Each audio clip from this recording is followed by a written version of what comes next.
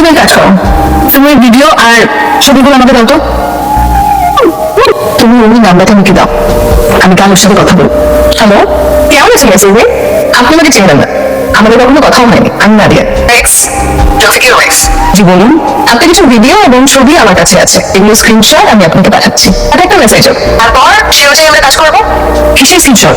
সেটা পাঠালেই বুঝতে পারবে, তারপর যা বলবো সেটাই করতে হবে। জানেন তো পৃথিবীটা বল, উপর দিক থেকে কিছু ছড়ে ফেললে নিচে এসেই পড়ে। আমার অ্যাকাউন্ট ডিটেলস আপনাকে শেয়ার করেছি, সময় মতন টাকাটা ট্রান্সফার না হলে পুরুষের মুখটা মানে আমার স্বামীর মুখটা ব্লার করে দিয়ে ভিডিওগুলো সোশ্যাল মিডিয়ায় আপ করে দাও।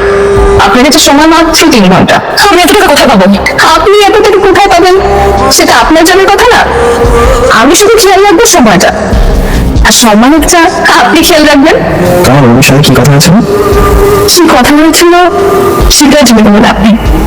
প্রথমে তুমি ফোন নেবেন না, রিল্যাক্স। তুমি কত স্যালারি পাও?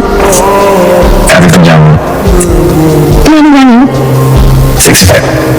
আমাদের সংসারে সব মিলে কত খরচা হয়? কত? 30-35।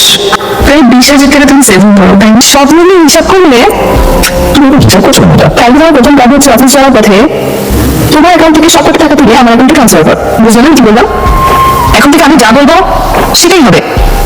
তোমাকে জমা দিতে বলেছি, তুমি জমা দিবে। আর তুমি যদি জমা না দাও তাহলে ওই মেয়েটার সাথে মুহূর্তের মধ্যে সোশ্যাল মিডিয়ায় অ্যাপ করে দেবে। সব করে না, আপনি 5 জায়গায় এই জিনিসগুলো রয়েছে।